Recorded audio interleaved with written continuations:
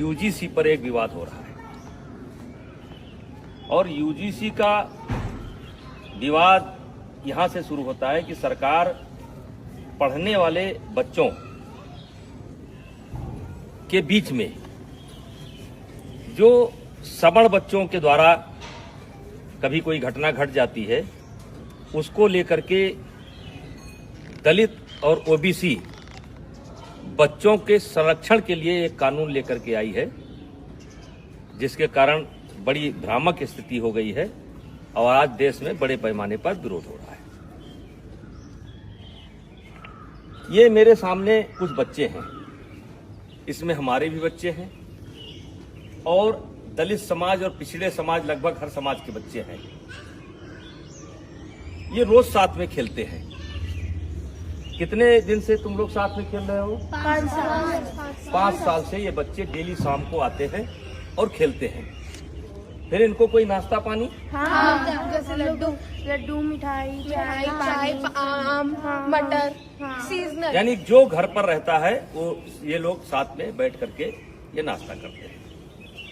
ये कोई कानून के तहत नहीं कर रहे हैं, ये कानून के बंदिश से नहीं खेल रहे हैं। ये हमारी सनातन की परंपरा रही है, हमारे नस नस में है। पंडित दीनदयाल जी ने कहा था कि जो नीचे हैं उनको ऊपर लाना है और यही हमारी सनातन परंपरा है, यही हमारी सवर्ण परंपरा है कि जो नीचे हैं उनके साथ भेदभाव न करना, ऊपर लेकर के आना। इसका मिसाल ये किसी कानून के तहत नहीं हो रहा है। और आज मैं सरकार से कहना चाह रहा हूं कि समाज कैसे चलता है, ये ऑफिस में बैठ करके समाज को नहीं चलाया जा सकता है। समाज को चलाना है तो गांव आइए और गांव में देखिए कि बिना भेदभाव के, बिना किसी जातीय रंग के एक साथ बच्चे खेलते हैं। कोई बच्चा किसी की जात नहीं पूछता है। क्या आप चाहते हैं कि भविष्य में इस घर के अंदर एंट्री दी जाए तो ओबीसी को न दी जाए? क्या आप चाहते हैं इस घर में एंट्री दी जाए तो दलित को न दी जाए? क्या आप चाहते हैं ऐसा आप माहौल खड़ा कर रहे हैं? तो आपसे हाथ जोड़ करके विनती है, इस मामले को वापस लीजिए।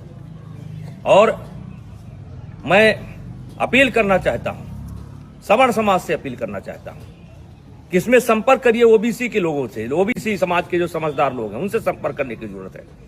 जो दलित समाज के समझदार बच्चे हैं उनसे संपर्क करने की जरूरत है और उनसे इसका विरोध कराना है, क्योंकि गांव में हम एक साथ रहते हैं। गांव में कोई शादी होता है, ब्याह होता है, हर आदमी का कोई ना कोई हक है, कोई ना कोई नेग है, हर तरीके से भागीदारी होती है। अभी मैंने सनातन कथा कराया, 1 जनवरी से लेकर के 8 जनवरी तक मैंने सनातन कथा कराया और जिसमें सदगुरु रितेश्वर महाराज जी ने कथा कहा। मैंने 52 जाति समाज के जो धर्म गुरु थे उनसे उद्घाटन कराया, उनसे एक एक वृक्ष लिया और मैं सनातन वाटिका बनाने जा रहा हूं। आपने तो कानून बना करके हमारे उस मिशन को स्वाहा कर दिया। आकर के आइए हम आपको दिखाते हैं कि कौन सा समाज ऐसा है जिसने उस कथा में भागीदारी नहीं की है, सहयोग नहीं किया है। तो ये कोई नई परंपरा नहीं है, ये हमारी सनातन परंपरा है, ये हमारी परंपरा रही है। इसमें कानून की कोई जरूरत नहीं है।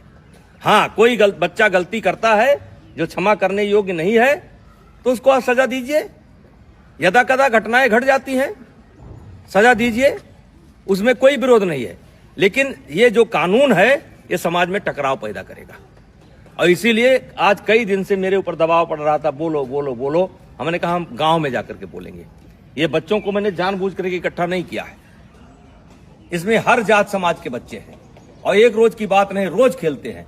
और ऐसा केवल यही नहीं है, हर गांव में है। हर गांव में कोई क्रिकेट खेल रहा है, कोई कबड्डी खेल रहा है, कोई खो खो खेल रहा है, एक साथ पढ़ते हैं।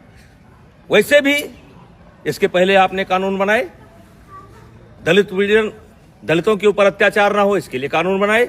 क्या दलितों के ऊपर अत्याचार रुक गया? महिलाओं के साथ अत्याचार ना हो उसके लिए कानून बनाए आप, क्या वो रुक गया? दहेज के नाम पर कानून बनाए आप, क्या वो रुक गया? रुका नहीं। दुरुपयोग ज्यादा होता है। जहां ऐसे कानूनों की समीक्षा की बात होनी चाहिए, अब पता नहीं किस मंशा से अधिकारी बैठ करके ऑफिसों में निर्णय ले लेते हैं। अब वो चाहते हैं कि ये बच्चे अगर दोस्ती करें तो जात देख करके करें, वर्ग देख करके करें। तो मैं इस कानून के पूर्णतः विरोध में हूं। अगर जरूरत पड़ेगी तो आंदोलन होगा, लेकिन आंदोलन में केवल क्षत्रिय नहीं होंगे, सनातन धर्म के मानने वाले सब होंगे, दलित भी होंगे, पिछड़े भी होंगे। ऐसे कानून की जरूरत नहीं है जो कानून हमको बांटता हो। ऐसे कानून की जरूरत नहीं है। तो कृपया हाथ जोड़ करके विनती है, मैं बहुत छोटा आदमी हूं, मैं जानता हूं कि इसका असर पता नहीं आप पर पड़े कि ना पड़े, लेकिन ये गांव ऐसे नहीं चलता है। अगर इस लोकतंत्र को जिंदा रहना है तो गांव में क्या हो रहा है इसको देखना पड़ेगा। ऑफिस में बैठ करके आप गांव को नहीं देख सकते। तो कृपया यह बंद करिए। सवर्णों के बीच में झगड़ा होता है, ब्राह्मणों ठाकुरों के बीच में भी झगड़ा होता है, दलितों के बीच में झगड़ा होता है। कहां तक आप कानून बनाएंगे? तो भाईचारा स्थापित करिए। और ये जो कानून है ये समाज को फाड़ फाड़ कर देगा, और इससे आने वाले समय में देश का बहुत नुकसान होगा, राष्ट्र का बहुत नुकसान होगा, समाज बढ़ जाएगा। कृपया हाथ जोड़ करके विनती है, ऐसे कानून न लावें। कहने को तो बहुत कुछ इच्छा है, बोला जा सकता है, लेकिन बोलने की कोई आवश्यकता नहीं है।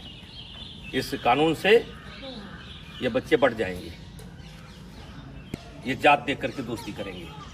कितने साल से आते हो तुम लोग? 5 साल से आते हो। और कुछ नाश्ता पानी मिलता है? हैं?